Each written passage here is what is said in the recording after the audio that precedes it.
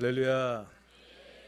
사도 바울이 2차 3차 전도여행을 통해서 가장 심혈을 기울여 사역했던 교회가 에베소 교회입니다. 그 에베소 교회를 감옥에 있으면서 생각하면서 기도할 때마다 그들을 위해서 기도하고 그들을 위해서 간절히 축복했는데 뭐라고 축복했는가 하니 우리 주 예수 그리스도를 통한 하늘에 속한 모든 신령한 복을 내가 받기를 원한다, 그렇게 축복을 했습니다. 이렇게 한 주간의 이렇게 피곤한 그런 일상 가운데서 또 금요일 저녁 시간 이렇게 은혜를 사모해서 주의 전에 나와서 이처럼 찬양하고 또 말씀을 대언하고 간절히 기도하는 여러분들에게 사도 바울이 그렇게 축복했던 것처럼 세상 복이 아닌 하늘에 속한 신령한 복을 받는 그런 복된 저녁 시간이 될 수 있기를 간절히 축원을 드립니다. 옆에 분에게도 그렇게 축복하세요. 오늘 신령한 복을 받으시기 바랍니다. 축복하시기 바랍니다.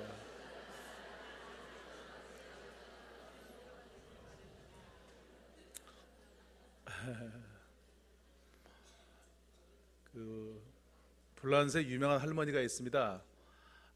장칼망이라고 최장수하신 그런 할머니가 계신데 이 할머니가 90세 됐을 때 옆집에 47살 된 젊은 아저씨가 이사 왔습니다. 와서 보니까 할머니가 사시는 게 어려워요. 그래서 할머니가 이렇게 얘기했습니다. 할머니, 사는 게 어려운데요, 제가 한 달에 생활비 50만 원씩 드리겠습니다. 근데 할머니 돌아가시면 집이 필요 없잖아요. 그 집을 저한테 주세요.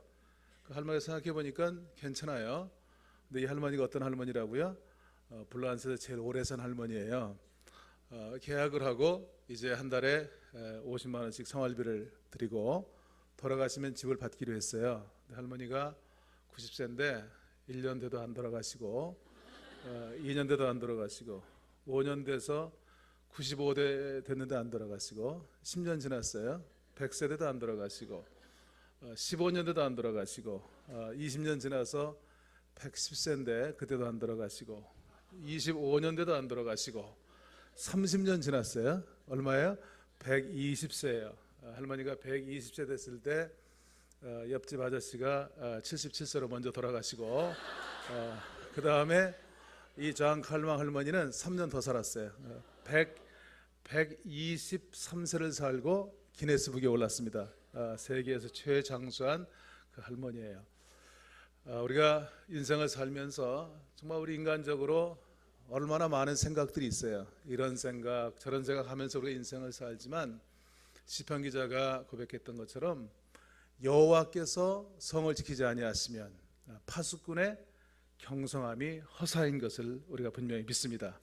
왜 이렇게 나왔어요? 우리가 정말 하나님 뜻대로 살면 전능자이신 하나님의 손에 우리 인생을 의탁하면 주님께서 우리의 인생을 책임지시고 보증한다고 하는 그런 우리가 믿음이 있기 때문에 이 밤에 나와서 우리가 기도하는 줄로 믿습니다. 예수님께서 산상순을 통해서 말씀하신 것도 너희는 먼저 그의 나라와 그의 의를 구하라. 그리하면 이 모든 것을 너희에게 더하시리라. 무엇을 먹을까, 무엇을 마실까, 무엇을 입을까 염려하지 말라. 이는 다 이방 사람들이 구하는 것이다. 다시 말해서 우리가 아침에 새벽부터 일어나서 하루 종일 피곤하게 인생을 살면서 우리가 애쓰고 수고하는 게 뭐예요? 좀 더 나은 삶을 살기 위해서 애쓰는 거잖아요. 먹고 사는 문제 때문에 우리가 애쓰고 수고하는데 주님께서 이 모든 것을 모르는 것이 아니고 주님께서 이 모든 것을 아신다고 하는 것이에요. 그러므로 믿는 너희는 그의 나라와 그의 의를 구하면 하나님이 생각하시는 것은 우리의 생각 위에, 우리의 지각 위에 뛰어난 그런 능력으로 역사하시는 거잖아요. 어떤 방법으로 우리의 삶을 인도하시기가 다 할 수 없지만 우리가 정말 믿음으로 그의 나라와 그의 의를 이루면 이 예수마을교회가 이 동네에 와서 그렇게 미약하게 시작했지만 오늘날 주의 전폭적인 뜻의 인생을 맡기고 달려나갈 때 이렇게 창성케 했던 그런 역사처럼 교회의 역사뿐만 아니라 개인의 삶도, 가정도, 여러분의 생업도, 여러분의 삶도, 여러분의 사역도 주께서 겪는 가운데 책임지시고 인도하시는 것을 분명히 믿습니다. 그런 역사가 날마다 아름다운 간증으로 이루어질 수 있는 여러분 개인의 삶이 될 수 있도록 그렇게 하나님의 축복이 날마다 같이 하시기를 축원을 드립니다. 마하티마 간디를 존경하는 한 추종자가 하루는 아들을 데리고 간디에게 왔어요. 선생님, 제 아들이 건강에 좋지 않은데 자꾸 설탕물을 마십니다. 제 말은 안 듣지만 선생님 말은 잘 듣고 존경하니 한 말씀 해주세요. 그러니까 간디가 그 얘기를 듣고 뭐라고 하는 거 아니 15일 있다가 보름 있다가 다시 데리고 오십시오. 그래 15일 후에 왔는데 간디가 아이에게 얘기해요. 설탕물이 몸에 좋지 않으니 마시지 마라. 그래 그러니까 아이가 간디를 워낙 존경하니까 안 마시겠습니다. 그렇게 얘기해요. 오늘부터 이제 설탕물을 끊겠습니다. 그 아버지가 궁금하잖아요. 왜 보름 전에 왔을 땐 그 얘기를 안 하시고 왜 보름 후에 오라고 해서 이 얘기를 하십니까? 하고 얘기하니까 간디가 이렇게 얘기했대요. 사실 저도 설탕물 마시는 습관이 있습니다. 그런데 제가 먼저 끊고 얘기해야죠. 그래서 보름 동안 끊고 아이에게 얘기했다고 하는 것이에요. 저는 오늘날 우리 한국 교회를 볼 때 또 우리 많은 성도님들의 삶을 볼 때 정말 중요한 일이라고 생각해요. 뿐만 아니라 말씀을 증거하는 설교자로서 저 자신도 물론 말씀 하나님 말씀 선포하는 거죠. 내가 지키지 못하는 말도 하나님 말씀이기 때문에 선포해야 되지만 이렇게 말씀을 전하면 전할수록 느끼는 게 뭐냐면 그래도 말씀을 전하는 대로 살아봐야 되겠다. 말씀을 전하는 대로 한번 살아봐야 되지 않겠는가라고 하는 그런 생각을 하게 되고 저는 2004년대 아까 목사님 말씀하신 것처럼 한국에 나왔는데 제가 관심하는 것은 이 교회 갱신입니다. 예수마을교회가 지향하는 것처럼 개인적인 성화가 정말 사회적인 성화로 연결되는 그런 공동체를 그렇게 연구하고 또 가르치고 또 그렇게 실천하는 것을 제 삶의 목표로 생각을 하고 그렇게 살고 있는데 어떤 의미에서 이 예수마을교회가 저는 그런 아주 정말 한국 교회에 무슨 예수마을교회가 건물이 좋고 사람이 많이 모이고 뭐 그런 교회는 아니잖아요. 그러나 정말 이 교회가 지향하는 방향이 그런 한국 교회의 어떤 그런 대안적인 그런 모델이 될 수 있다고 생각할 때 정말 여러분이 사명이 크다고 생각하고 여러분이 정말 더 기도도 많이 하시고 영적으로 고향되어서 정말 여러분을 바라보는 심령들마다 이 교회를 바라보는 심령들마다 여호와의 영광을 간증할 수 있는 그런 아름다운 공동체가 될 수 있기를 주님의 이름으로 간절히 축원을 드립니다. 이 어제도 장 목사님 저희 그 대학에 와서 1년에 한 번 있는 가장 중요한 행사가 영성 축제입니다. 영성 축제에 강사로 오셔서 하나님이 기뻐하시는 공동체, 오늘 제목 비슷한 제목이에요. 주님의 공동체라고 하는 제목으로 물론 제가 다른 얘기 할 거예요. 똑같은 얘기 하는 건 아니에요. 어제 부자견에 받았습니다만은 정말 우리 온 그 학교가 정장으로부터 그 교수님들, 직원들, 학생들 할 것 없이 대강당에 꽉 차서 어제 함께 말씀을 듣고 같이 기도하고 하는 그런 귀한 시간을 가졌습니다. 정말 어제 선포한 말씀처럼 정말 이 예수마을교회가 정말 주님의 공동체로 세움을 받아서 큰 역사를 이루는 아름다운 공동체가 될 수 있기를 주님의 이름으로 간절히 축원을 드립니다. 이 공동체라고 하는 말은 원래 그 헬라의 커뮤니타스라고 하는 말에서 나온 말인데 영어로는 커뮤니티라고 얘기합니다. 이 유식한 말에 죄송해요. 커뮤니티라고 얘기하는데 이 공동체라고 하는 말은 같은 목적, 같은 비전을 가진 사람들이 모인 모임이에요. 교회라고 하는 것은 기독교 공동체잖아요. 그렇죠? 기독교 공동체는 그럼 뭐냐? 기독교 공동체는 정말 하나님의 그 사랑을 깨달은 사람들이 모여서 하는 일은 뭐냐면 이웃사랑을 실천하는 그런 모임이에요. 다시 말해서 하나님 사랑과 이웃사랑의 연결점이 되는 것이 기독교 공동체 교회예요. 그것을 하기 위해서 교회를 세운 거란 말이에요. 예수님께서 한 율법사가 와서 시험에서 질문했습니다. 선생님, 계명 중에 가장 큰 계명이 뭡니까? 성경에 수없이 많은 계명이 있잖아요. 그 계명만 열심히 연구하는 사람, 그 레바이 가운데는 613가지로 계명을 분류한 사람이 있어요. 그래가지고 이런 것들은 꼭 해야 된다, 이런 것들은 절대 하면 안 된다는 걸 쭉 뽑아가지고 정리했어요. 그래가지고 절대 하면 안 된다. 이게 그 248가지, 하라는 거 365가지, 613가지를 정리한 그런 사람도 있어요. 대표적인 계명이 10계명도 있습니다. 그런데 많은 그런 계명이 있는데 계명 중에 가장 큰 계명, which is the greatest commandment in the law, great가 아니고 greatest, 계명 중에 가장 큰 계명. 다시 말해서 신앙생활 가운데 가장 중요한 게 뭡니까? 라고 하는 것을 제자가 물어본 게 아니고요, 예수를 시험하려고 하는 사람이 와서 물어봤어요. 예수님께서 그 얘기를 듣고 성경 말씀 인용해서 금방 한 말씀이 있어요. 마음을 다하고 목숨을 다하고 뜻을 다하여 내 하나님을 사랑하라 하였으니 이것이 가장 크고 첫째 되는 계명이요, 둘째는 이와 같으니 내 이웃을 내 몸처럼 사랑하라 했으니 이것이 모든 율법과 선지자들의 강령이니라. 모든 율법과 선지자들의 강령, 이거 중요한 얘기 하는 거예요. 성경 말씀을 꽉 짜면 거기서 두 방울이 나온대요. 첫 번째 뭐라고요? 마음을 다하고 목숨을 다하고 뜻을 다하여 내 하나님을 사랑하라고 하는 것이에요. 이거를 요약하면 하나님과의 사랑의 관계예요. 그 다음에 순서로 두 번째인데, 둘째는 이와 같다고 하는 것은 뭐냐면 똑같다는 말이에요. 영어에 like this, 똑같다는 거예요. 순서는 첫째, 둘째지만 내용적으로 볼 때는 하나님 사랑과 똑같이 중요한 것이 있는데, 두 번째 뭐라고요? 내 이웃을 내 몸처럼 사랑하라고 하는 것이에요. 이웃과의 사랑의 관계예요. 다시 말해서 하나님과의 사랑의 관계는 다른 말로 표현하면 영성입니다. 영성.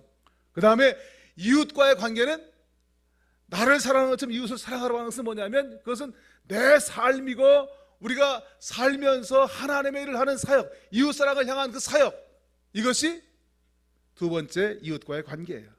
그러니까 하나님 사랑만 중요한 것이 아니고 하나님 사랑과 똑같이 이웃 사랑이 중요한 거예요.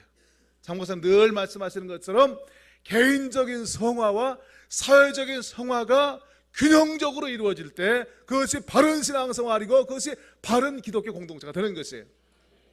예수마을 공동체가 그런 공동체로 세워질 수 있기를 주님의 이름으로 간절히 축원을 드립니다. 이 감리교회, 이 예수마을 교회 감리교회인데, 감리교회의 특징은 실천적 경건입니다. 굉장히 경건을 강조하는데 그냥 경건이 아니고 어떤 경건이냐고요? 실천하는 경건. 다시 말해서 하나님의 구속의 은총에 감격해서 기도해서 은혜 받았으면 할렐루야 우리 집에 가는 게 아니고 그대로 삶을 통해서 실천하는, 이것이 웨슬리 목사님이 강조하신 그런 우리 감리교의 핵심이에요. 그래서 신앙생활의 목표는 성화와 완전이에요. 개인 성화와 그런 사회생활을 통해서 그리스도의 완전에 이르는 건데, 우리 인간이 육신을 입고 있기 때문에 완전해질 수 있어요? 없어요? 완전해지기 어렵죠. 그런데 웨슬리는 인간이 완전해질 수 있다는 거예요. 그게 뭐냐면 하나님 사랑과 이웃 사랑, 그 하나님의 사랑에 완전히 사로잡혀 있는 그 상태, 그걸 완전 들어봤어요. 그러니까 이건 지속될 수는 없죠. 그러나 우리가 전심을 다해서 하나님을 사랑하고 전심을 다해서 이웃을 사랑하는 그런 삶을 살 때 우리가 완전에 이룰 수 있는 그런 역사를 이룰 수 있다고 웨슬리는 그렇게 얘기하고 있습니다. 그래서 그것을 하기 위해서 중요한 은혜의 수단이 있어요. 그게 뭐냐면 매일 성경을 읽어야 되고 기도해야 되고 어려울 때는 또 금식기도 해야 되고 또 성도들의 모이면 소그룹 속회 밴드에 참석해야 되고 그 다음에 예배에 참여해야 되고 그 다음에 공유를 베푸는 사역, 지역사회를 위한 이웃을 사랑하는 그 사역에 참여하게 될 때 우리는 점점점 성숙해서 정말 성화되고 완전에 이르는 그런 교회요 성도가 될 수 있는 줄로 믿습니다. 그런 성도가 되게 해달라고, 그런 교회가 되게 해달라고 간절히 기도할 수 있는 여러분 한 분 한 분이 될 수 있기를 주님의 이름으로 간절히 축원을 드립니다. 오늘날 한국 교회가 위기라고 그렇게 얘기합니다. 그런 얘기 많이 듣잖아요. 근데 이제 그게 왜 위기냐면 교회에 대한 기대가 참 크잖아요. 하나님 믿는 사람들 이래야 된다는 기대가 참 많은데 사회가 다원화돼 가면서 그 기대에 미치지 못하기 때문에 사람들이 그렇게 얘기하는 거예요. 그러나 사실 보세요. 봉사 교회만큼 하는 데가 어디 있어요? 교회만큼 일 많이 하는 데가 어디 있어요? 그러나 그렇지 못하기 때문에 그런 건데, 그렇기 때문에 중요한 건 저는 교회 역사를 보면서 교회가 위기가 있지만 위기라고 느끼면 우리가 정신 차리잖아요. 그래서 새로운 공동운동이 생기는 거예요. 그게 교회 역사예요. 교회가 위기인데 잘못돼가지고 망하나요? 절대 하나님의 교회는 그렇지 않아요. 하나님의 교회는 위기가 와도 그것을 극복하고 새로워지고 새로운 운동을 통해서 변화되는 줄로 분명히 믿습니다. 그 기폭 역할을 감당한 것이 저는 이 예수마을교회 사역이 되어야 된다고 믿어요. 이 오늘 읽은 사도행 2장에 나오는 이 초대교회 예루살렘 공동체는 어떤 교회 모델이라고 얘기할 수도 있고, 또 우리 요한 웨슬레 목사님, 감리교를 세우신 요한 웨슬레 목사님이 가장 좋아했던 그런 말씀 가운데 하나예요. 그런데 이 초대교회 이후에 교회가 지속적으로 그렇게 간 것이 아니고 세속화됐어요. 그때 몬타누스 운동이라고 열심히 기도하는 운동이 생겼고요. 그러면서 기독교가 콘스탄틴 황제 때 공인이 됐잖아요. 그런데 그러면서 오히려 공인되면서 핍박이 사라지니까 또 세속화가 됐어요.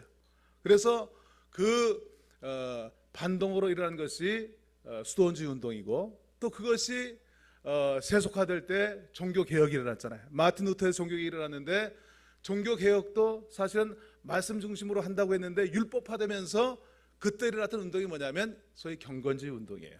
웨슬리나 이런 소그룹 운동을 중심으로 하는 운동이 경건주의에 속한 건데, 교회가 제도화될 때 정말 말씀을 강조하고 기도를 강조하고 제자 훈련을 강조하고, 그래서 교회 안에 그런 작은 교회들을 통해서 교회를 갱신시키는 그 운동이, 그것이 경건주의거든요. 그것이 뿌리예요, 감리교회. 그런데 오늘 이 시대에 정말 한국교회를 바라볼 때 위기 가운데 그 위기를 극복하시는 것이 뭐냐? 감독을 잘 뽑고 무슨 조직을 발휘하는 것이 아니고, 이 제도화된 이 공동체 가운데 초대교회가 가지고 있었던 그런 소그룹들, 이러한 평신도 사역들, 이런 것들을 통해서 교회가 갱신될 수 있다고 한다면 오늘 이 교회 사명이 크고 여러분의 사명이 큰 것을 분명히 믿습니다. 그 사명을 감당할 수 있는 교회요 성도가 될 수 있기를 간절히 축원을 드립니다.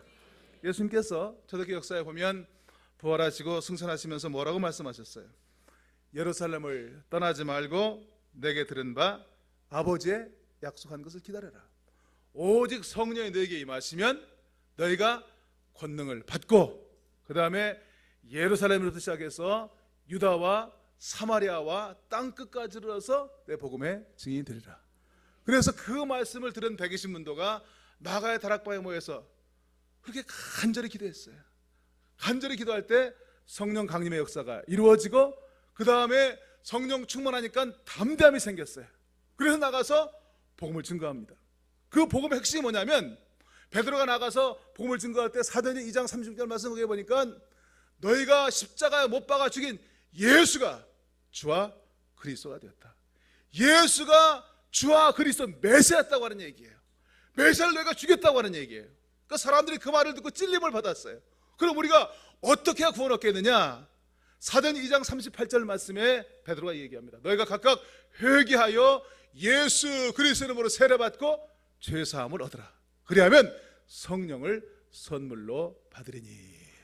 여러분, 우리가 웨슬리도 강조했지만 구원받기 위해서 중요한 것은 뭐냐면 먼저 회개해야 되는 줄로 믿습니다. 물론 우리가 이미 구원받은, 회개하고 구원받은 사람이 있어요. 그러나 이미 구원받은 사람들도 우리가 육신을 입고 있잖아요.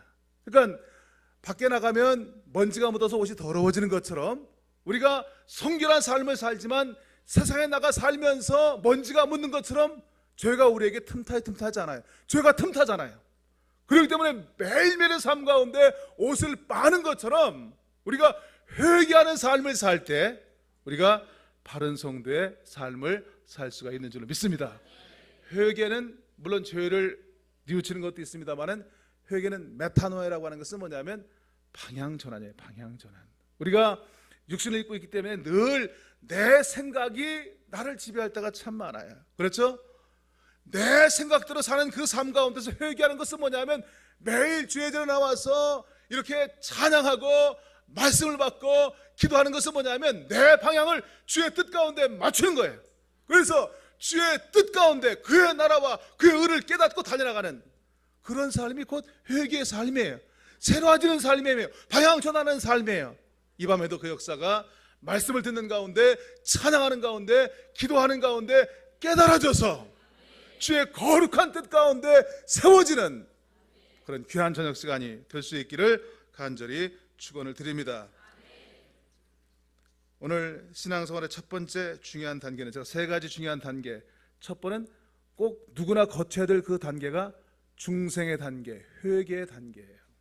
이 단계를 거쳐야만 우리가 바른 성도가 될 수가 있어요. 요한 웨슬레도요, 그가 옥스퍼드 출신이고 그 홀리브라크를 하고 선교사를 갔다 오고, 그래도 올더스 게이트의 그 회심의 체험을 하기 전까지는 그는 그런 확신이 없었어요. 많은 웨슬리 학자들이요, 웨슬리가 그 올더스 게이트에서 변화된 것을 회심의 체험이라고 얘기해요.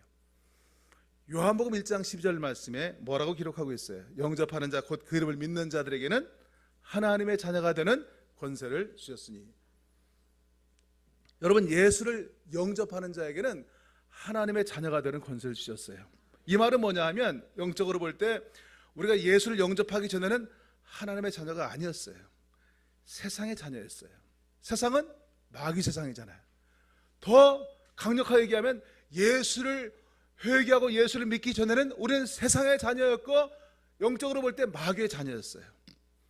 그런데 예수를 영접함으로 말미암아 하나님의 자녀가 된 거란 말이에요. 창세 이후에 아담과 하와가 범죄함으로 하나님과 단절되었던 그 관계가 우리가 정말 회개하고 진정으로 회개하고 예수를 믿음으로 말미암아 우리의 영적 신분이 변화되어서 하나님의 자녀가 된 것을 믿습니다. 이 말을 다른 말로 표현하면 성령의 내주예요. 성령의 내주. 우리가 회개하고 예수를 믿으면 우리 눈에 보이지 않지만 성령 하나님이 우리 안에 들어와 계시는 줄로 믿습니다. 하나님이 나와 함께 한단 말이에요. 그러면 우리가 회개하고 예수를 믿으면 변화가 나타나야 돼요? 안 나타나야 돼요? 나타나야 돼요. 그렇죠? 안 나타나는 건 문제가 있어요. 의심해 봐야 돼요. 어떤 사람이 건달이었어요. 조폭 출신이에요. 근데 정말 회개하고 은혜 받고 예수를 믿었어요. 근데 옛날 그 쓴뿌리가 아직도 남아있어서 조금 건들건들해요. 기운이 있어요. 그런데 그 사람이 정말 열심히 기도하고 조금씩이라도 변화되고 있다고 한다면 그 사람은 거듭난 사람이에요. 그러나 교회를 오래 다녀서 10년, 20년, 30년 다녔어도 교회 풍습도 잘 알고 성경식도 있고 기도하면 기도도 하고 회의 가면 회의 발언도 잘하고 한데 그 사람이 30년 전이나 20년 전이나 10년 전이나 하나도 안 달라졌어. 교회 풍습만 잘 알아. 그럼 그 사람은 거듭난 사람이에요? 아니에요. 심각하게 그 사람의 영적 상태를 점검해 봐야 돼요. 우리가 회개하고 거듭나면 영적 신분이 바뀌고 성령께서 내주하셔서 우리의 삶 가운데 함께 하실 때 우리의 삶 가운데는 점진적으로 또는 급진적으로 변화가 나타나게 되는 줄로 믿습니다. 여러분, 전도 잘하는 사람 보시기 바랍니다. 그 사람이 무언가 달라졌기 때문에 저 사람이 신당동 시장에서 그 유명하던 누구 하냐? 여기 말고 딴 동네.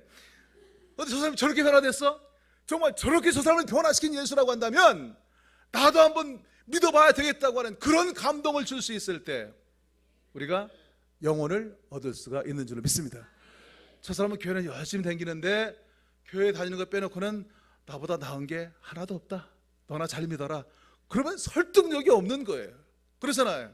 여러분, 이 단계를 정말 이 예수마을교회는 정말 헌신된 사람들이 많이 있는 걸로 제가 알고 있습니다. 제가 장 목사님 옛날에 90년대인가 그때 뉴저지 왔을 때부터 제가 교제를 하고 있고 또 한국교회 새벽기라고 들어보셨어요?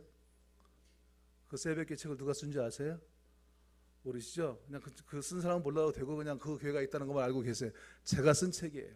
제가 그 책 저자인데 그 책을 또 소개하면서 장 목사님과 또 더 깊은 관계를 갖게 되고 이 교회가 방향을 잡을 때 저도 나름대로 공헌하는 사람 중에 하나예요. 그래서 이 교회에서 정말 그 새벽기를 모델로 사역을 하고 있는데 제가 이렇게 와서 예수마을교회를 학생들도 데리고 와서 이렇게 견학을 하고 또 미국에서 손님들이 올 때마다 모시고 와서 견학을 하고 여러 가지 교제하면서 보면 정말 미국에 있는 세이비어 교회보다도 정말 더 역동적인 그런 교회가 예수마을 교회가 아닌가라고 하는 그런 생각을 해요. 그래서 정말 그러한 복음의 본질을 파수하는 그런 교회가 이 땅에 많이 필요한데 정말 예수마을 교회가 사명이 크다 생각을 하고 오늘 또 참 기쁜 마음으로 이 자리에 왔습니다. 그런 역사들이 정말 여러분들 영적으로 더욱더 고양되어지고 정말 많은 복을 받아서 그 복을 나누는 그런 사역을 통해서 더 역동적으로 이루어질 수 있기를 주님의 이름으로 간절히 축원을 드립니다. 그런데 그러한 것들이 지속적으로 이루어지기 위해서 중요한 것은요, 오늘 2장 40절 말씀 거기에 보니까 초대교회가 그렇게 이제 성령 역사로 시작을 했는데 그럼 뭘 했느냐, 그 교회가 모여서 사도행 2장 40절 말씀 거기에 보니까 저희가 사도의 가르침을 받아 서로 교제하며 떡을 떼며 기도하기를 전혀 힘쓰니라. 이 초대교회는 이전에 교회가 없었어요. 그러니까 첫 번째 교회예요. 첫 번째 교회니까 어떤 교회예요? 모델 교회예요. 그러니까 교회가 정말 참된 교회가 되기 위해서는, 교회가 정말 교회다운 교회가 되기 위해서는 이 모델을 따라야 되잖아요. 근데 그 초대교회는 모여서 한 것이 뭐냐면 양육을 받는 것이었어요. 그러니까 첫 번째는 거듭나는 회심의 단계라고 한다면, 두 번째는 양육의 단계, 팔로우업 스테이지라고 얘기할 수가 있습니다. 이 초대교회들은 양육을 받았어요. 그런데 어떻게 받았냐면 첫 번째 사도의 가르침을 받았어요. 사도의 가르침을 받아요. 이 에베소서 4장 11절 12절 말씀 거기에 보면은요, 사도 바울이 자신의 목회 철학에 대해서 얘기하는데 뭐라고 얘기하는 거아니? 그가 어떤 사람은 사도로, 어떤 사람은 선지자로, 어떤 사람은 복음 전하는 자로, 어떤 사람은 목사와 교사로 삼으셨으니 이런 성도를 온전케 하여 봉사를 하게 하며 그리스도의 몸을 세우려 하십니다. 에베소 4장은 소위 오피스 기프트라고 그래서 직임의 은사예요. 목회자의 은사예요. 목회자는 뭐 하는 게 목회자의 은사냐? 성도를 온전케 해드리는 거예요. 그러니까 목사님들이 하는 일 가운데 가장 중요한 건 equipping the saint, 성도를 온전케 해드리고, 그 다음에 온전케 된 성도들이, 잘 훈련받아서 온전케 된 성도들이 봉사를 하고, 그 다음에 온전케 된 성도들이 그리스도의 몸된 교회를 세우는 것이에요. 그것이 사도 바울이 얘기하는 목회 철학의 가장 핵심적인 일이에요. 목사님은 뭐라고요? 성도들을 잘 훈련시켜서 그들이 사역할 수 있도록 온전케 해드리는 거예요. 예? 밴드를 만들고 좋은 디렉터들을 만들고 또 그들을 잘 만들어서 속회를 인도하게 하고 봉사를 하게 하고 지역사회 사역을 하게 하고, 이것이 가장 성경이 말씀하고 있는 모범적인 교회 모델이고, 이 교회가 정말 그런 교회로 세워질 수 있기를 간절히 축원을 드립니다. 그건 훈련받아야 돼요. 근데 훈련받지 않고는 그렇게 되지 않는 거예요. 그래서 성도를 온전케 하기 위해서 가장 중요한 것은 저희가 사도의 가르침을 받아. 사도의 가르침의 핵심은 뭐예요? 성경 말씀이에요. 성경 말씀. 그래서 우리가 정말 온전한 성도가 되기 위해서는 말씀을 잘 알아야 돼요. 말씀을. 늘 아침에 일어나서 큐티해야 되고, 그 말씀을 쫙 하루 종일 살아야 되고, 또 하루를 지나면 그 말씀대로 살았는가 돌이켜봐야 되고, 그리고 매일매일의 삶 가운데 말씀을 또 개인적으로 읽어야 돼요. 하루에 석 장씩 읽으면 3년이면 성경 한 번씩 읽어요. 하루에 30분 10장 읽으면 100일이면 성경 한 번 읽어요. 근데 정말 기적 중에 기적이 일생 동안 교회 댕겨도요, 성경 한 번도 안 읽고 교회 다니는 사람도 있어요. 그것도 기적이에요. 그죠? 하나님이 자기 자신을 계시하시는 가장 중요한 수단이 뭐예요? 그게 말씀이에요. 그렇잖아요. 이 성경 말씀에 하나님의 뜻이, 물론 뭐 신당동 어디 가서 뭐 떡볶이집 열어라 이런 말 안 써 있지만 하나님의 모든 계시가 이 말씀 가운데 있어요. 이걸 모르고 어떻게 하나님의 뜻을 알아요? 우리가 하나님 앞에 나갈 수 있는 가장 중요한 수단이 있다고 한다면 그거는 말씀이에요. 그래서 사도 바울이 디모데를 목회를 가르칠 때 뭐라고 그랬냐면, 말씀과 기도로 너희가 거룩해진다. 말씀과 경건에 관한 교훈에 창념하라고 그랬어요. 이거는 그냥 항상 그렇게 해야 돼. 말씀을 읽고, 오늘 또 왜 왔어요? 물론 여러 가지 이유가 있겠지만 말씀을 들으러 오신 거예요. 말씀 들어야 돼요. 그리고 은혜에서 온 말씀들은 줄을 쳐가면서 외워야 돼요. 연구해야 돼요. 그리고 그것을 아침 저녁으로 묵상해야 돼요. 청년이 무엇으로 그 행실을 깨끗게 하리까? 주의 말씀을 따라 삼갈 것이니이다. 내가 주께 범죄치 아니하리 하여 주의 말씀을 어디에 두었어요? 내 마음에 두었나이다. 어떻게 내 마음에 이 말씀이 있어요? 성경을 찢어가지고 다 먹으면 이 안에 있어요? 그게 아니잖아요. 잘 듣고 읽고 연구하고 암송하고 묵상한 그 말씀이 내 마음에 있는 거예요. 그래서 세상 사람들은 어려운 일을 당하면, 문제를 당하면 내 생각이 앞서지만, 그러나 하나님의 사람들은 내 안에 내 마음에 말씀이 있기 때문에 문제 가운데 말씀이 살아있는 말씀 레마가 되어서 문제를 이기고 승리할 수 있는 능력이 되는 줄로 믿습니다. 아무것도 염려하지 말고 모든 일에 기도와 간구로 너희 구할 것을 감사함으로 하나님께 아뢰라. 그리하면 너희의 지각 위에 뛰어난다고 하는 것은 transcend all your understanding. 네가 생각하는 네 인간의 생각, 네 이외 그 위에 역사하시는 하나님의 놀라운 평강의 하나님이 너의 삶을 보증하고 책임진다고 하는 것이에요. 늘 사도의 가르침을 받고 말씀 가운데 거하고 기도 가운데 거할 때 그런 역사를 간증으로 체험할 수 있는 교회요 성도가 될 수 있기를 간절히 축원을 드립니다.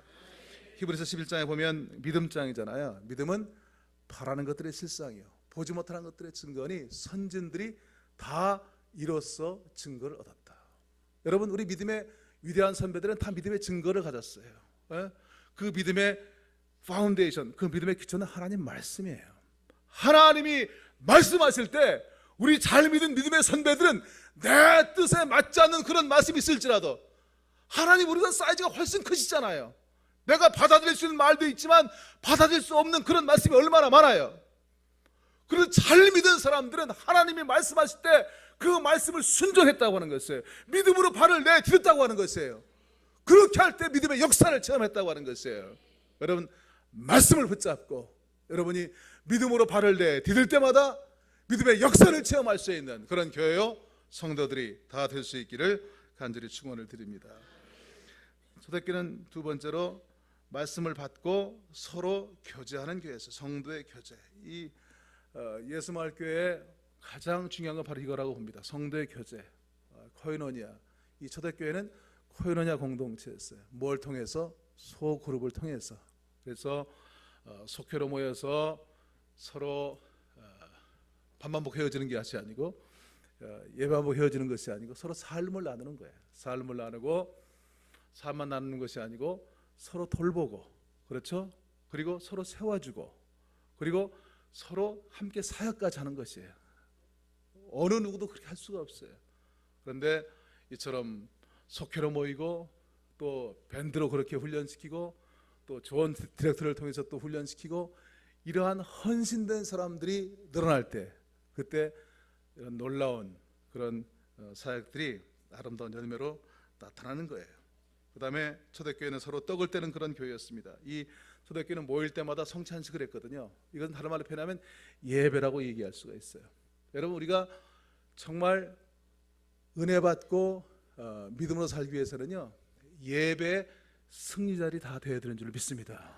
오늘 이 밤에도 여러분 이곳에 와서 정말 이렇게 아름답게 찬양하고 또 말씀을 듣고 기도할 때 여러분의 인생의 무거운 짐들이 다 십자가 밑에 내려지고 그 다음에 새로운 능력과 기쁨과 그런 새로운 감동을 느끼고 돌아갈 수 있는 복된 저녁상 될 수 있기를 바랍니다. 우리가 다 육신을 입고 있기 때문에 이미 구원받았지만 이 땅에서 늘 죄가 틈타고 무거운 짐들이 생기고 어려운 일들이 얼마나 많아요. 은혜 받지 않고 우리가 예배를 통해서 은혜 받지 않고 어떻게 믿음으로 살겠어요. 이 밤도 그러한 충만한 은혜를 받는 복된 저녁 시간 될 수 있기를 간절히 축원을 드립니다. 이렇게 늦은 시간인데도 여러분들 뵈니까 제가 더 피곤한 것 같아요. 저는 한 주간 내내 막 어제 또 막 집회 있었지 그래가지고 지금 막 목이 막 다 막 붓고 그래가지고 주사 맞고 왔어요 사실은. 근데 와서 보니까 여러분들이 교회 불빛만 밝아서 그런 게 아니고요. 여러분들 굉장히 얼굴이 밝다는 느낌을 받았어요. 참 나도 피곤한데 참 이분들 피곤하겠다 생각하는데 피곤하게 보이는 분이 그렇게 많지 않은 것 같아요. 정말 감사한 일인지 알 수가 없어요. 정말 이 교회가 이런 아름다운 전통들이 지속적으로 이루어져서 더 열심히 기도하시고 더 성령 충만해서 우리가 개인 성화하고 사회 성화를 얘기할 때 정말 중요한 것은 마음을 다하고 목숨을 다하고 뜻을 다해 하나님을 사랑하는 이 하나님과의 관계, 영성이라고 그랬잖아요. 그러니까 하나님과의 관계만 영성이 아니에요. 우리가 하나님의 일을 하는 사회 성화도요, 개인 성화와 사회 성화가 떨어져 있는 게 아니에요. 무슨 말인지 아세요? 그러니까 영성이 흘러 넘친 것이 사역이 돼야 돼요. 그러니까 영성 없이 사역하면 그거는 사회 봉사예요. 복지 사역이에요. 원래 한국 교회가 지금 망친 게 그겁니다. 제가 서울 시내 26개 그 사회 복지 기관이 있더라고요. 복지관, 종로구 복지관, 강남구 복지관, 26개 복지관이 있어요. 좀 더 얘기해도 돼요? 끝낼까? 빨리 끝내면 좋아한다고 그래서 빨리 끝내려고 그랬는데 이게 길어질 것 같아요. 26개 복지관 사람들이 1년에 한 번씩 해외 연수를 갑니다. 근데 기독교 사회복지관만 있는 게 아니고 보니까 복지관장 중에 스님도 있고요. 그 다음에 수녀님도 있고 여러 단체들이 다 있더라고요. 근데 그 사람들이 이제 제가 오리엔테이션을 해주니까 오리엔테이션을 받고 미국 세이비어 교회를 가서 이제 보겠다고 이제 갔습니다. 근데 그때 거기서 느낀 게 뭐냐면 한국 교회가 복지가 많이 발전했는데 이게 정부 주도, 소위 관 주도의 복지가 되니까 기독교 영성이 이게 잘못된 거예요. 그러니까 우리가 이웃을 사랑하는 것은 하나님을 사랑한다고 하는 그 표현으로서 사역이 돼야 되는데 이건 보니까 파이가 있으니까 파이 나눠 먹으려고, 돈이 있으니까 돈 때문에 하는 경우가 참 많더라고요. 그것은 사실은 바른 게 아니에요. 그렇기 때문에 정말 예수마을교회가 모범이 될 수 있는 것은 뭐냐면 여러분들이 지금 가서 보니까 정말 이 사람들이 신앙으로 하는 사람들이더라. 정말 기도도 열심히 하더라. 성경 말씀도 열심히 보더라. 정말 영적으로 고양된 그 영성이 흘러 넘쳐서 하는 그 사역이더라 라고 하는 것이 되어질 때 하나님이 기뻐하시는 그런 공동체가 될 수 있는 줄로 믿습니다. 예배가 중요해요. 이 레위기 9장에 보면은요, 출애굽기 25장부터 40장까지 성막이 나오잖아요. 근데 거기에 보면 하나님이 모세에게 식양대로 성막을 지으라고 그랬어요. 식양대로 성막을 짓고 첫 번 예배 드리는 것이 레위기 9장에 나와요. 거기에 보면 모세와 아론과 온 회중이 여호와 앞에 나와 선지라. 예배라고 하는 것은 다른 말로 표현하면 온 회중이 하나님 앞에, 여호와 살아계신 하나님 앞에 나와 서는 거예요. 오늘 이 밤도 제가 이렇게 설교하지만 여러분이 이 설교자 앞에 나와서 서 있는 것이 아니고 누구 앞에 나와 서 있는 거라고요? 전능하신 하나님 앞에 나와 서 있는 거예요. 초점이 흩어지면 안 돼. 예배라고 하는 것은, 예배는 찬송잡도 아니고 설교잡도 아니고 전능하신 여호와 앞에 나와 서는 거예요. 모세가 선포합니다. 오늘 여호와의 영광이 나타나리라. 여러분, 예배는 여호와의 영광을 기대하는 거예요. 그 기대를 가지고 나오는 거예요. 아휴, 피곤한데 그냥 금요일은 빨리도 돌아오지. 아휴, 안 갈 수도 없고 가야지. 그게 아니에요. 그건 예배자의 자세가 아니에요. 습관적인 예배, 익숙한 예배는 하나님이 기뻐하지 않았어요. 제가 한국 나와서 이민교회 23년을 했는데 한국교회 나와서 느낀 게 뭐냐면 학교에 있기 때문에 여기저기 가서 설교할 기회가 참 많습니다. 근데 보면 습관적으로 예배 드리는 사람들이 참 많아요. 특히 교회 생활을 오래 하신 분들 가운데 그런 분들이 참 많아요.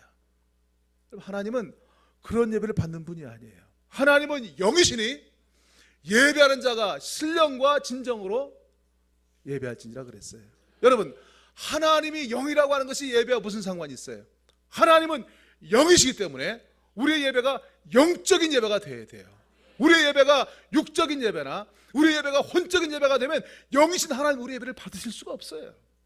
그러니까 신령과 진정으로 영적으로 드려진 그 예배, 정말 여호와 앞에 나와서 드리는 예배, 여호와의 능력을 기대하는 예배, 그런 예배가 될 때 하나님이 기뻐하시는 예배가 될 수 있는 줄로 믿습니다.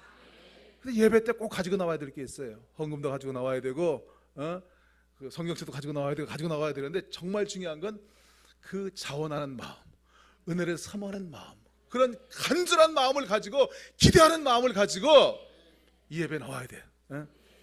비록 설교자가 이렇게 피곤해도 눈을 똑바로 뜨고 은혜를 사모하면서 예배를 드릴 때 하나님이 기뻐하시는 예배가 될 수 있는 줄로 믿습니다. 그렇게 할 때 하늘에서 불이 내려서 제단에 그 제물을 다 태우고 흠양하셨어요. 그때 그 레위기 9장 맨 마지막 20절에 보면 그들이 여호와 앞에 소리 지르며 엎드리니라. They shouted for joy. 놀래가지고 엎드린 게 아니고요, shouted for joy. 기쁨으로 하나님의 예배를 받는 그 놀라운 감격으로 그들이 소리 질렀다고 하는 것이에요. 예? 말씀을 듣다 은혜되어서 아멘 할렐루야로 화답하고, 말씀을 듣다 은혜되어서 아멘 할렐루야로 화답하고, 그런 역사들이 여러분을 영적으로 고향케 하는 그런 예배가 되는 줄로 믿습니다. 그런 예배를 매일 드릴 수 있는 그런 예수마을교회 교회인들이 다 되시기를 주님의 이름으로 간절히 축원을 드립니다. 그다음 초대교회는 전혀 기도에 힘쓰는 그런 교회였어요. 기도 없이 바른 교회가 될 수가 없어요. 예수님께서 겟세마네 기도하실 때 그렇게 피곤해서 지쳐있는 잠들어있는 제자들에게 시험에 들지 않게 깨어있어 기도하라 그랬어요. 우리가 얼마나 시험이 많은 세상을 살아요, 그죠? 시험에 들지 않으려면 깨어있어야 되고, 깨어있으려면 기도해야 돼요. 너희가 한시도 나와 함께 깨어있어 기도할 수 없더냐. 한시라고 하는 말이 새 성경에는 1시간으로 되어 있어요. For 1 hour. 그러니까 이 말은 뭐냐면 우리가 영적으로 깨어있으려면 아멘을 크게 해야 되는데, 여기서 우리 영적으로 깨어있으려면 적어도 하루에 for 1 hour 1시간은 기도해야 되는 줄로 믿습니다. 여기는 겁이 없네. 아멘을 다 하시네. 아멘을 그렇게 한다는 얘기인데, 그죠? 우리가 영적으로 고향되려면 하루에 1시간은 기도해야 돼요. 그래야 우리가 물론 어떻게 할지 여러분 시간은 잘 나눠야 되겠지만 정말 깨어서 기도해야 돼요. 저도 제가 이제 그 방언기도도 하고 통성기도도 하고 하지만 저는 또 시간 나면은요 문 닫아놓고 20분씩 이렇게 침묵하면서 기도도 합니다. 앞에 기도문이 있으면 기도문을 놓고 20분씩 시간 날 때마다 기도를 하는데, 제가 영적으로 이렇게 고향될 수 있는 그런 힘을 매일매일의 삶 가운데 순간순간 경험하게 됩니다. 우리가 정말 하나님 앞에 나가서 새로운 힘을 얻을 수 있는 그 방법은 기도밖에 없어요. 기도 외에 이런 유가 나갈 수 없다고 말씀하신 주님의 말씀처럼 기도 생활로 늘 우리가 거룩해진 삶을 살 수가 있는 줄로 믿습니다. 그다음 마지막 세 번째 단계는 재생산의 단계입니다. 그러니까 신앙생활이 자꾸만 이렇게 나태해지는 것이 이 마지막 단계가 맥혀있기 때문에 그런 경우가 참 많습니다. 여러분 꼭 우리가 기억해야 될 것은 하나님이 결코 외모를 보시는 분이 아니세요. 하나님은 항상 중심을 보시는 하나님인 것을 믿으시기를 바랍니다. 하나님이 교회를 볼 때도 외모를 보는 분이 아니에요. 하나님이 보시는 것은 교회도 중심을 보세요. 건물이 아니고 사람이 아니고 정말 그 교회 안에서 성도들의 심령 가운데 어떤 일이 벌어지고 있느냐, 이것이 신앙생활의 가장 중요한 거예요. 제가 좋아하는 새벽교 이야기 책을 읽은 사람 아시겠습니다만은 거기에도 보면 제가 모험적인 교회를 얘기할 때 학개서 2장에 나오는 수룹바벨 성전 얘기를 제가 연구해서 썼습니다. 그건 제가 목회하면서 느낀 굉장히 중요한 진리이기 때문에 그 수룹바벨 성전을 제가 소개를 했는데, 여러분 아시는 것처럼 구약에 그 성전이 3개가 있죠. 첫 번째 성전이 물론 솔로몬 성전이고, 그다음 두 번째 성전이 그 바벨론 포로기에서 돌아온 사람들이 회파된 그 성전을 재건한 수룹바벨 성전입니다. 그리고 예수님 때 있었던 헤롯 성전은 그 수룹바벨 성전을 리모델링해서 지은 성전이에요.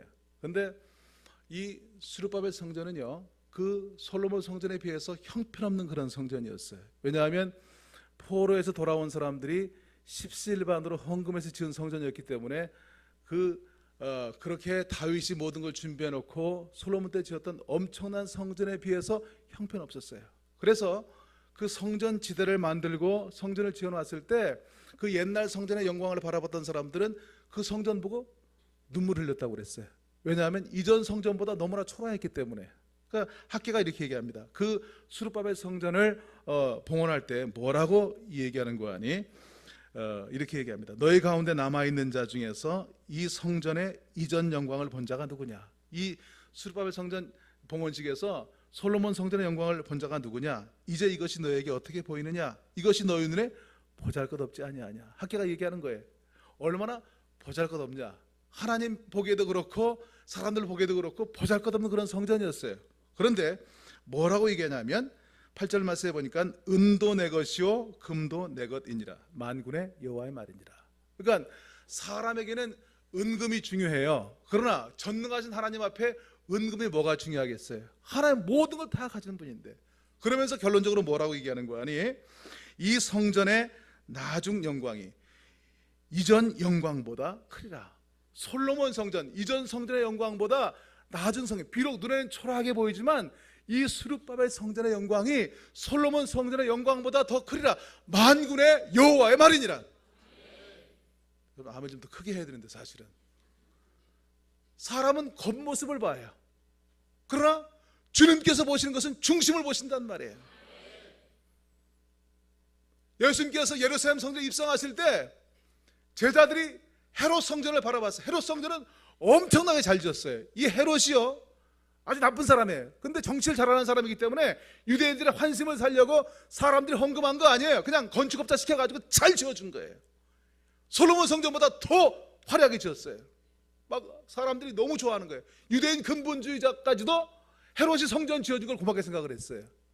막 제 아들이 성전을 보더니 주님 저 아름다운 성전을 보세요. 근데 성경에 그 성전 보고 야 정말 아름답게 지었다, 주님 그렇게 했다는 말 없어요. 우리 요한복음에 보면 저 성전을 다 헐라 내가 사흘 만에 짓겠다. 결코 주님도 건물 보고 감탄했단 말이 없어요. 정말 중요한 것은 중심을 보시는 하나님, 정말 그 교회 안에서 어떤 일이 벌어지겠느냐 이것을 보시는 그 하나님은 여러분의 교회가 그런 교회로 세워지기를 바란다고 하는 것이에요. 중심 보신 하나님 앞에 바로 세워지는 아름다운 교회가 될 수 있기를 주님의 이름으로 간절히 축원을 드립니다. 재생산할 수 있는 그런 교회가 되어야 돼요.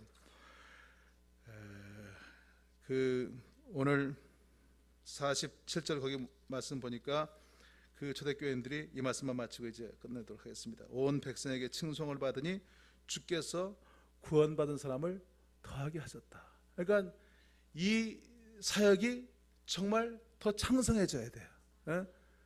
근데 어떻게 그렇게 되느냐? 사람들이 칭찬받았어. 초대교회 사람들은 다른 사람들에게 칭찬받았단 말이에요. 그렇게 할 때 구원받은 사람은 날마다 저절로 더하게 되는 줄로 믿습니다. 사역은 점점 창성해지는 줄로 믿습니다. 그러니까 칭찬받아야 돼. 이 말은 뭐냐면 하나님을 찬미했다고 하는 얘기는 그 교회 분위기가 긍정적이라는 거예요. 지금도 참 교회 분위기가 좋은데 더 이 교회가 긍정적인 그런 분위기를 가진, 정말 예수마을 교인들은 정말 뭔가 다르다, 칭찬 들을 수 있는 그런 공동체가 될 수 있기를 바랍니다. 고린도전서 한번 보실래요? 고린도전서 3장 1절 2절 말씀 거기 보면 한번 찾아서 같이 읽어보실래요? 고린도전서 3장 1절 2절 같이 읽습니다. 형제들아 내가 신령한 자들을 대함과 같이 너에게 말할 수 없어서 육신에 속한 자 곧 그리스도 안에서 어린아들을 대함과 같이 하노라. 내가 너희를 젖으로 먹이고 밥으로 아니하였노니 이는 너희가 감당하지 못하였음이거니와 지금도 못하리라. 사도 바울이 이 고린도 교회를 향해서 뭐라고 얘기하는 거 아니? 너희가 육신에 속한 자 그리스도 안에서 마치 어린아이 같다는 거예요. 그래서 너희를 밥으로도 못 먹이고 젖으로 먹였다는 거예요. 밥을 먹이면 감당하지 못할 정도로 너희들은 영적으로 볼 때 육신에 속했고 영적으로 볼 때 어린아이 같다는 거예요. 근데 초대 교회가, 특히 고린도 교회가 그렇게 만만한 교회가 아닙니다. 고린도전서 거기 1장 보면 사도 바울이 그 고린도 교회 인사하면서 뭐라고 얘기하는 거 아니? 1장 5절 말씀 이하 거기 보면 제가 읽습니다.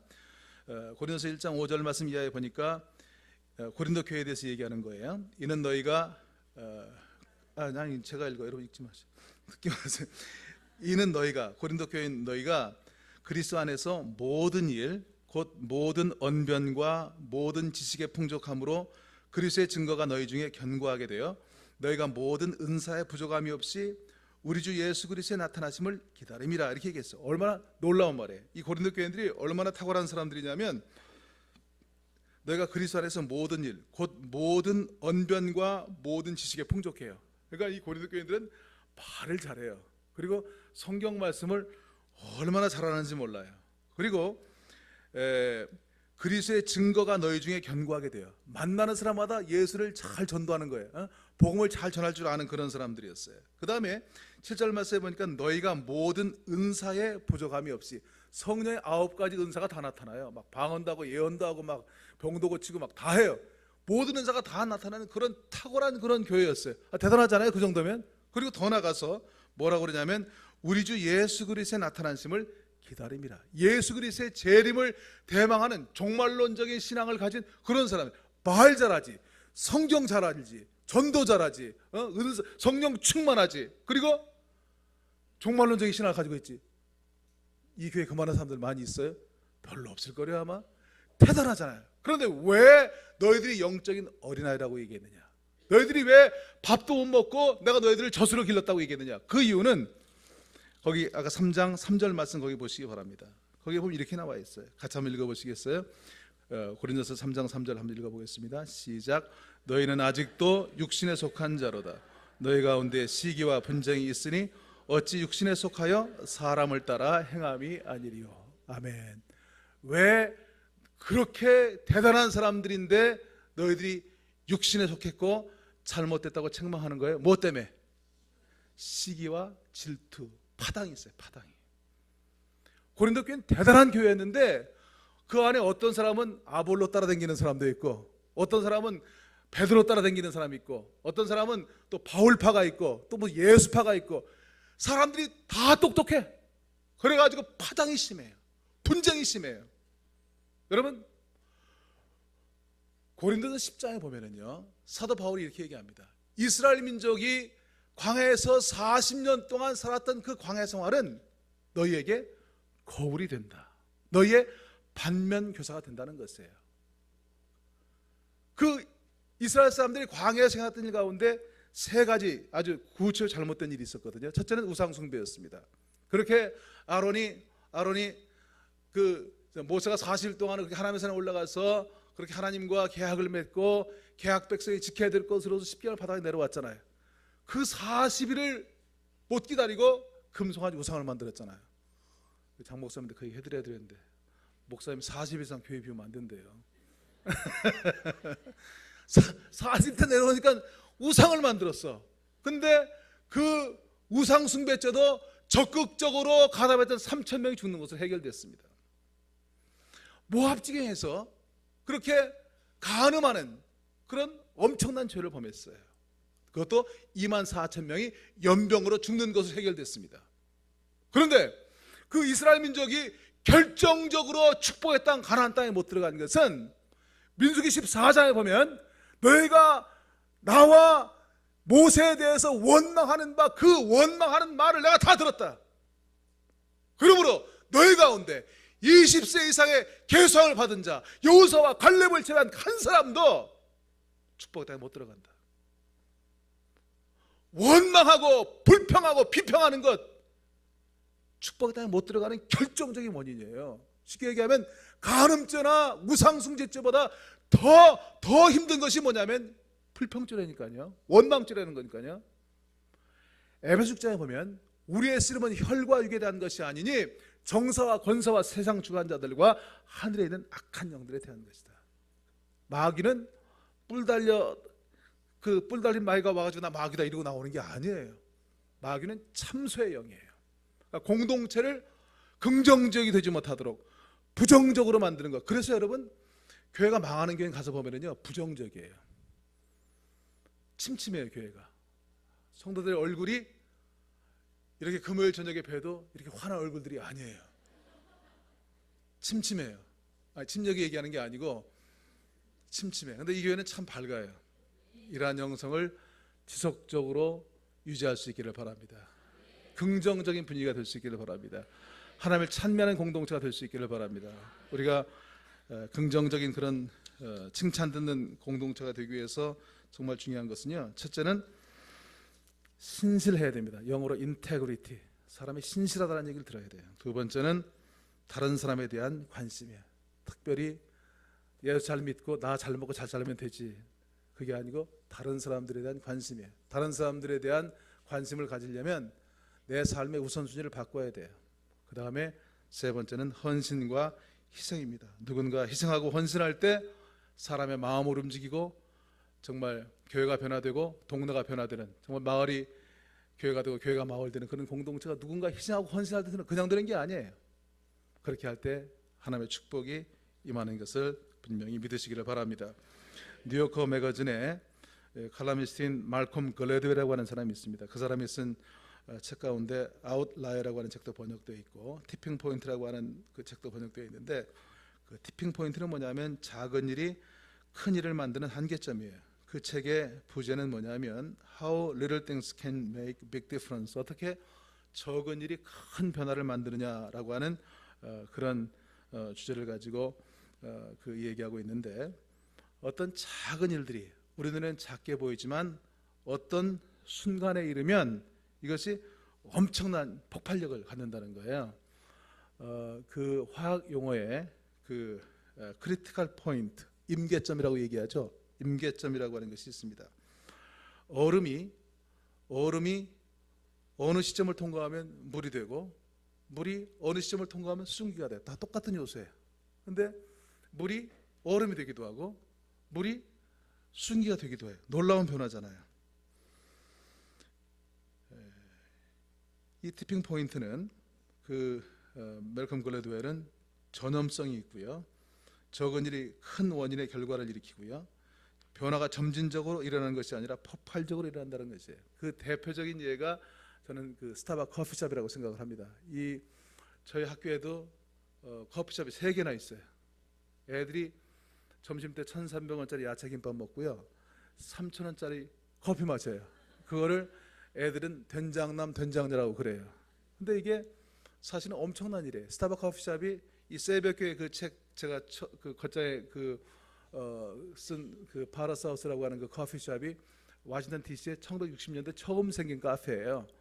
근데 스타벅 커피숍이 생길 때 정말 양질의 커피를 싼 값에 팔기 위해서 만든 거거든요.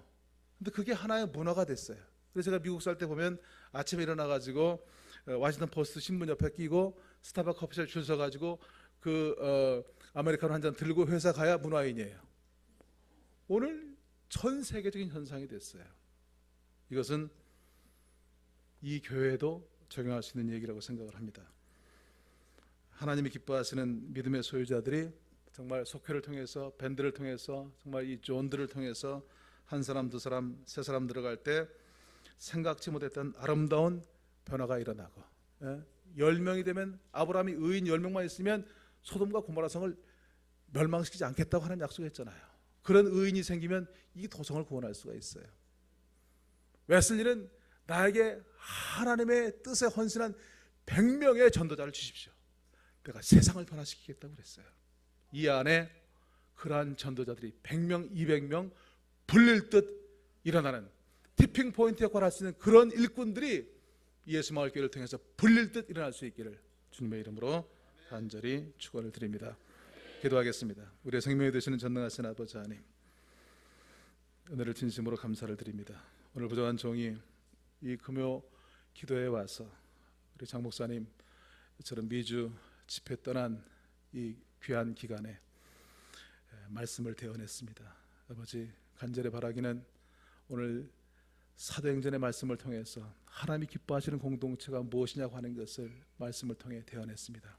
간절히 바라기는 이 말씀이 저들의 영혼의 신비에 새겨지게 도와주시고 저들의 삶을 통해서 실천되어지게 도와주셔서 30배, 60배, 100배의 결실을 맺게 도와주시고, 참으로 이 재단에 이 시대가 원하는 그런 아름다운 복음의 일꾼들이 불릴 듯 일어남으로 말미암아 하나님 기뻐하시는 이 시대의 대안적인 모델이 될 수 있는 그런 교회 되게 하시고, 정말 이 시대의 대안적인 축복의 간증자들이 불릴 듯 일어나는 그런 귀한 교회가 될 수 있도록 복을 내려 주시옵소서.